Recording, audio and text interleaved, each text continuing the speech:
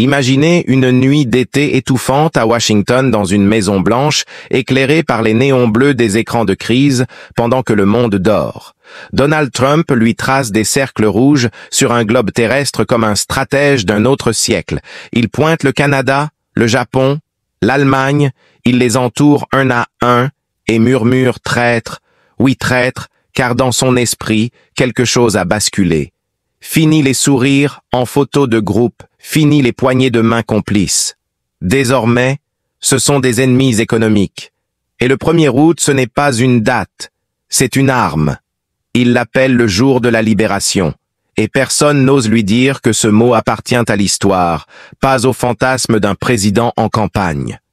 Ce jour-là, Trump veut frapper fort, il veut taxer, punir, isoler tous ceux qui refusent de signer ces pactes unilatéraux, des accords sans discussion taillés sur mesure comme des contrats de téléachat.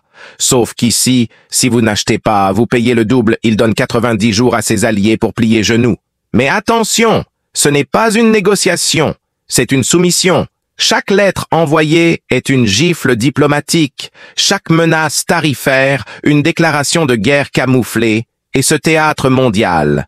Trump le joue comme un acteur principal, convaincu que sa scène, c'est la planète entière. Il réinvente l'économie comme on réécrit un scénario, et chaque douane imposée, chaque humiliation infligée devient un extrait de bande-annonce pour sa réélection, car il ne gouverne pas.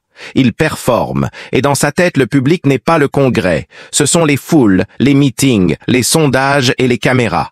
Alors il invente un nouveau 4 juillet, un Independence Day fiscal, une guerre de libération qui ne libère rien, sinon ses instincts de domination. Plus personne n'est épargné, ni l'Europe, ni l'Asie, ni même le voisin canadien, ce Canada qu'il caresse un jour pour mieux le frapper le lendemain et tout ça. Pourquoi? Pour défendre l'Amérique? Non, pour défendre son pouvoir. Son image, sa légende, il se rêve en shérif solitaire, toisant le monde revolver, tarifaire au point, sauf qu'ici, les balles sont des milliards de dollars et les cibles sont ses propres alliés. L'OTAN, le G7, le G20, tous devenus suspects d'infidélité commerciale, dans un délire paranoïaque où refuser un accord revient à trahir la bannière étoilée. Ce n'est plus de la politique, c'est une croisade personnelle, un bras de fer planétaire, où Trump confond patriotisme et vengeance. Et plus c'est brutal, plus il croit que c'est juste. Il pense redresser l'Amérique, mais il l'isole. Il croit faire peur, mais il désorganise. Il prétend libérer, mais il menace. Il transforme le commerce mondial en champ de mine diplomatique, et tout cela orchestré comme une superproduction hollywoodienne avec climax, tension, suspense, et bien sûr un héros solitaire contre tous, sauf qu'ici la fiction coûte très cher en emploi en alliance, en stabilité internationale, et ce qui glace le sang, ce n'est pas seulement la brutalité du plan, c'est qu'il y croit vraiment. Trump croit qu'il est l'élu économique, qu'il sauve l'Amérique avec des taxes, comme d'autres brandissent des drapeaux. Il vit dans une réalité parallèle où chaque tweet devient décret, où chaque refus devient trahison. Et dans cette bulle d'ego surchauffée, le monde entier est réduit à une carte de Monopoly, sur laquelle il pose ses pions avec le sourire d'un joueur prêt à tout renverser pour gagner la partie, même si à la fin il ne reste que des ruines. Et c'est là que commence vraiment le cauchemar, parce que ce piège n'est pas une simple erreur de stratégie, c'est un mécanisme verrouillé, une spirale descendante, huilée par l'orgueil et l'illusion de puissance, et une fois enclenché, il n'y a plus de frein. Imaginez un pays allié comme le Japon ou l'Allemagne qui refuse de signer ces accords express, immédiatement, ils se voient taxés, exclus, puis obligés de riposter eux aussi par des mesures de rétorsion, et voilà comment une simple pression se transforme en guerre commerciale. Chaque pays se retranche, chaque économie se raidit, et les relations autrefois fondées sur la confiance deviennent un champ de mine où le moindre faux pas explose en crise diplomatique. Mais ce que Trump ne dit pas ou ne comprend pas, c'est que ce genre de guerre ne fait pas que des perdants à l'extérieur. Elle affaiblit aussi l'intérieur. Les entreprises américaines qui dépendaient des chaînes d'approvisionnement mondiales se retrouvent à payer plus cher, à produire moins vite. Les agriculteurs voient leur marché se refermer, les industries se figent dans l'incertitude. Les investisseurs fuient la volatilité et le dollar devient une arme à double tranchant qui coupe autant ses adversaires que ses porteurs dans les campagnes américaines. Les fermiers voient leurs exportations bloquées en ville, les consommateurs paient plus cher pour des produits de moins bonne qualité, et dans les couloirs du pouvoir, les conseillers économiques tentent de rattraper le tir tout en gardant le sourire à la télévision, car critiquer le chef, c'est risquer le limogeage immédiat. Ce que Trump a déclenché ce 1er août, ce n'est pas une libération, c'est une contamination, une contagion de la logique de l'affrontement dans un monde déjà fragilisé par des crises multiples. Et le plus grave, c'est que cette logique s'étend bien au-delà du commerce. Elle s'infiltre dans la manière même de penser la diplomatie, les alliances, les engagements internationaux. Désormais, si un traité ne rapporte pas immédiatement un bénéfice mesurable, il est jeté. Si un allié ne se soumet pas à 100%, il est ciblé. Si une organisation ose critiquer, elle est discréditée. Trump transforme le monde en salle de marché géante, où l'intérêt immédiat remplace la stratégie à long terme, où la peur devient levier et l'humiliation un outil de négociation. Il ne négocie pas, il impose, il ne demande pas, il exige, et tout ce qui résiste est aussitôt marqué comme ennemi de l'Amérique, alors que parfois il ne s'agit que de partenaires prudents, ou simplement de gouvernements démocratiques qui ne peuvent pas dire oui à tout sur un claquement de doigts, mais Trump ne veut pas entendre, il veut dominer, et plus on lui résiste, plus il tape fort. Plus il tape fort, plus il croit qu'il a raison, c'est une boucle de validation dangereuse et toxique qui ne mène à rien sauf à l'isolement progressif de l'Amérique elle-même. Une Amérique qui se voulait leader et qui devient de plus en plus un acteur imprévisible, un géant solitaire qui inspire la méfiance plus que le respect. Et ce basculement, vous ne le verrez pas dans les discours officiels, vous le verrez dans les contrats qui ne se signent plus, dans les réunions qui s'annulent, dans les sièges vides autour des tables de négociation et dans les regards méfiants de ceux qui hier encore appelaient les États-Unis leurs alliés. Aujourd'hui, ils se demandent jusqu'où ira ce président, jusqu'où il est prêt à sacrifier pour prouver qu'il a toujours raison, jusqu'où il veut remodeler l'ordre mondial à son image, parce que ce n'est plus une simple politique commerciale, c'est une idéologie, un dogme. Et dans ce dogme, tout désaccord est une offense, tout compromis, une trahison, tout dialogue, une perte de temps. Alors il frappe, il punit, il accuse. Et pendant ce temps-là, le monde se fracture lentement, irrémédiablement. Et ce n'est plus seulement l'économie qui est en jeu, mais la stabilité d'un ordre mondial qui vacille à chaque annonce, à chaque tweet, à chaque signature refusée. Ce que Trump appelle liberté ressemble de plus en plus à une tempête orchestrée, une tempête qui emporte tout même ceux qui pensaient pouvoir y résister, ou voire absolue. Oui, derrière les tweets rageurs, derrière les conférences enflammées, derrière le théâtre des sanctions, ce que Donald Trump vise, ce n'est pas seulement de contrôler les flux commerciaux, c'est de redessiner les lignes de pouvoir. Il veut centraliser, il veut concentrer, il veut décider seul. Et pour cela, il faut détruire tout ce qui limite sa marge de manœuvre. Accords internationaux, alliances historiques, traités multilatéraux, tout doit être affaibli, marginalisé ou remplacé par des relations bilatérales où il joue le rôle de maître et les autres celui de serviteur docile. Imaginez un monde où chaque relation passe directement par le bureau ovale, un monde où les institutions ne pèsent plus rien. Un monde où la politique étrangère américaine devient une extension de l'ego présidentiel. Ce n'est pas de la paranoïa, c'est un modèle, un projet, et il est en marche. Chaque taxe imposée n'est qu'un levier, chaque humiliation infligée n'est qu'un signal. Chaque rupture diplomatique n'est qu'une étape vers ce monde rétréci où Trump peut tout contrôler. Car dans ce monde-là, il n'y a plus de contre-pouvoir, seulement des volontés alignées et des sanctions pour ceux qui dévient. Ce n'est plus de la stratégie économique, c'est de l'ingénierie autoritaire déguisée en patriotisme flamboyant. Et le pire, c'est que tout cela se construit sous nos yeux, avec la complicité du spectacle, avec l'aide de la distraction permanente, une guerre de douane Ici, une crise diplomatique. Là, un tweet incendiaire toutes les 2 heures, et pendant qu'on regarde le feu d'artifice, les fondations sont en train de bouger, les institutions sont rognées, les règles sont contournées, la parole présidentielle devient vérité absolue, même quand elle contredit la veille, même quand elle écrase des décennies de coopération internationale. Et Trump le sait. Il sait que dans un monde saturé de bruit, celui qui parle le plus fort finit par imposer sa version de l'histoire, et sa version c'est celle d'un homme seul contre tous, d'un justicier économique, d'un patriote visionnaire. Mais ce n'est qu'une façade, car derrière ce masque de sauveur se cache une volonté bien plus sombre, celle de soumettre tout le système international à sa logique personnelle. Plus besoin de congrès, plus besoin d'alliés, plus besoin de diplomates. Juste lui, sa vision, et des exécutants.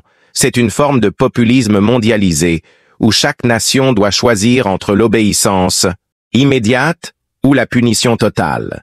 Et dans ce jeu binaire, il n'y a plus de place pour la nuance, pour le compromis, pour le respect mutuel, et plus inquiétant encore, ce modèle commence à inspirer ailleurs, il donne des idées à d'autres leaders en quête de contrôle, il crée un précédent dangereux où le chaos devient une arme, où l'imprévisibilité devient une tactique, où la loi devient secondaire face à la volonté d'un seul homme, et pendant ce temps, le peuple lui regarde, le spectacle, certains applaudissent, d'autres s'inquiètent, mais peu comprennent que cette guerre commerciale n'est qu'un prélude, un test grandeur nature pour une autre forme de gouvernance, une gouvernance sans filtre, sans frein, sans équilibre. Et si ce modèle s'impose, alors ce n'est pas seulement l'Amérique qui change, c'est tout l'ordre mondial qui vacille, car si la première puissance décide que les règles ne comptent plus, alors pourquoi les autres les respecteraient encore? Ce que Trump appelle « libération » pourrait bien être le début d'un désordre planétaire où chacun joue pour soi, où la loi du plus fort remplace le droit international, où la peur devient monnaie d'échange. Et si vous pensez que cela ne peut pas arriver, rappelez-vous ceci. Ce qui commence toujours par des taxes finit rarement sans fracas. Car oui, malgré le chaos, malgré les critiques, malgré les conséquences dramatiques, ce récit fonctionne, il séduit, il rassemble, il hypnotise une partie de l'Amérique fatiguée, frustrée, inquiète, une Amérique qui veut croire que tous ses problèmes viennent de l'extérieur, que si les usines ferment, c'est à cause des étrangers, que si les prix montent, c'est la faute des tricheurs, que si l'Amérique souffre, c'est parce qu'elle a été trop gentille, trop ouverte, trop naïve, et dans ce vide de repères, Trump plante son drapeau, il offre un ennemi, il offre un plan, il offre une revanche, il offre surtout une histoire simple à comprendre avec des gentils, des méchants, et lui, au milieu comme héros de l'ordre rétabli, il raconte une fable où la grandeur se mesure en murs dressés, en traités brisés, en taxes imposées, et cette fable, plus elle est brutale, plus elle est applaudie, car elle donne l'illusion du contrôle dans un monde devenu trop complexe,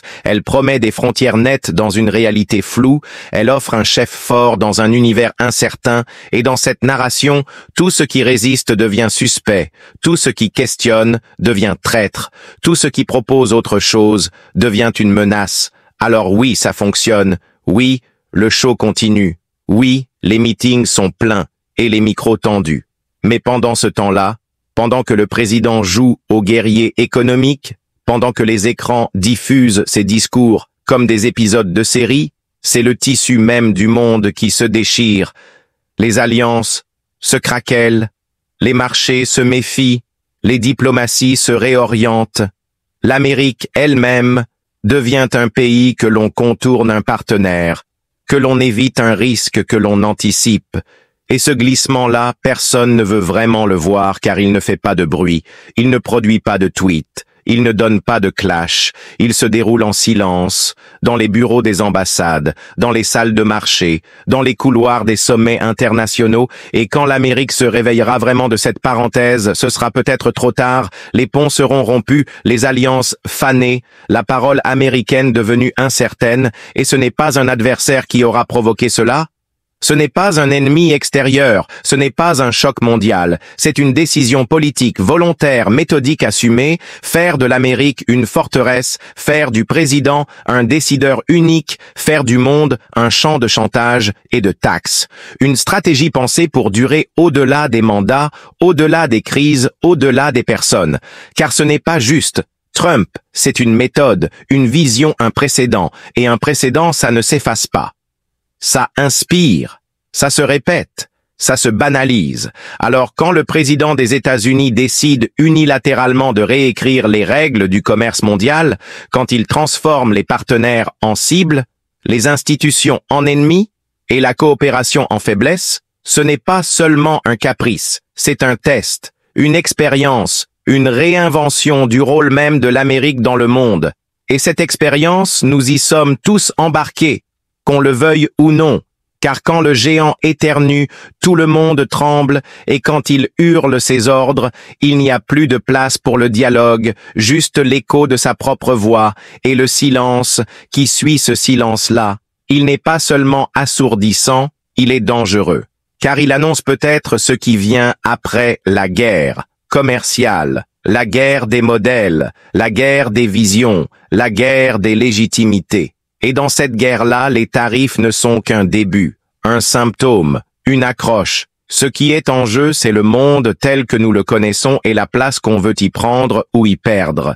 Car ici, ce qu'on vous raconte, ce n'est pas une farce, ce n'est pas un sketch. C'est le miroir noir d'un pouvoir qui se rêve sans frein et d'une nation qu'on entraîne dans une fiction de grandeur déconnectée de la réalité internationale. Trump réussit à imposer sa narration parce qu'il a compris une chose essentielle dans l'ère moderne, celui qui raconte l'histoire contrôle le terrain. Et lui, son histoire est simple, claire, brutale. Les autres vous ont trahi. Moi, je vous venge. Les autres vous ont volé. Moi, je vous protège. Les autres vous imposez des règles. Moi, je vous libère. Et dans ce roman de revanche, les alliés deviennent des adversaires, les partenaires deviennent des profiteurs, les institutions deviennent des prisons, et le monde devient un ring où seul compte le dernier debout, mais le monde n'est pas un ring. Le monde est un réseau fragile d'interdépendance, d'accords, de coopération lente, construite sur la confiance, et quand on brise ça, on n'obtient pas le respect, on récolte l'isolement. Ce que Trump vend comme un triomphe est en réalité un divorce, un éloignement, une marginalisation volontaire et méthodique. Le projet 2025 dont il s'inspire n'est pas une idée en l'air. C'est une feuille de route concrète qui veut démanteler l'État administratif, purger les agences indépendantes, supprimer les contrepoids judiciaires et législatifs, pour que le président ne gouverne plus dans un système, mais au-dessus d'un système, et les guerres commerciales sont le laboratoire parfait pour tester cette gouvernance absolue, car elles échappent au débat, elles se déclenchent par décret, elles parlent aux tripes, elles masquent leurs coups derrière un drapeau, et elles permettent de créer un ennemi à chaque instant. L'Union européenne aujourd'hui, le Mexique, demain le Canada, mercredi l'Allemagne, vendredi, et peu importe que ces pays aient combattu aux côtés des États-Unis, peu importe qu'ils aient signé des traités, qu'ils aient partagé des valeurs dans ce récit, ce sont des obstacles à éliminer, et l'Amérique devient une forteresse, une île gigantesque qui se dit libérée, mais qui perd en réalité ses connexions, les unes après les autres, les exportations s'effondrent, les chaînes d'approvisionnement se tendent, les prix flambent, et les alliances s'effacent comme des empreintes dans le sable, alors que Trump célèbre sa victoire contre un monde qui ne le comprend plus. Le monde, lui, s'organise. Il resserre ses liens sans Washington. Il bâtit des accords alternatifs. Il construit une nouvelle dynamique géopolitique dans laquelle les États-Unis deviennent un joker instable, plutôt qu'un leader fiable. Et pendant que le président martèle ses slogans, pendant qu'il transforme les podiums en scènes de théâtre, c'est le quotidien des Américains qui trinque dans le silence. Les petites entreprises tombent, les consommateurs réduisent leurs dépenses. Les agriculteurs perdent leur marché et les classes moyennes glissent vers l'inquiétude. Mais tout cela est noyé dans un torrent de mots: guerre, patriotisme, souveraineté, vengeance, fierté, liberté, des mots forts, des mots puissants, mais qui masquent une réalité fragile, celle d'une Amérique qui sacrifie l'équilibre pour une illusion de domination. Alors oui, le 1er août arrive, et avec lui, son lot de drapeaux, de discours, de tweets rageurs. Mais il faut oser regarder au-delà de l'image, derrière la rhétorique, derrière le bruit, derrière le storytelling. Il faut se demander à quel prix tout cela est mené, et surtout pour quel avenir. Car on ne construit pas une nation en l'isolant, on ne la rend pas forte en l'aveuglant, on ne la sauve pas en l'enfermant dans une fiction de grandeur, on la protège en l'ouvrant, en la connectant, en la respectant dans sa complexité et dans son lien avec le monde. Alors, si cette vidéo vous a bousculé, si elle vous a interrogé, si elle a réveillé en vous autre chose que la peur ou la colère, commentez, partagez, faites circuler la parole. C'est peut-être la dernière chose qu'on ne peut pas encore taxer, parce que tant qu'on peut encore parler, tant qu'on peut encore penser, tant qu'on peut encore choisir, il reste une chance.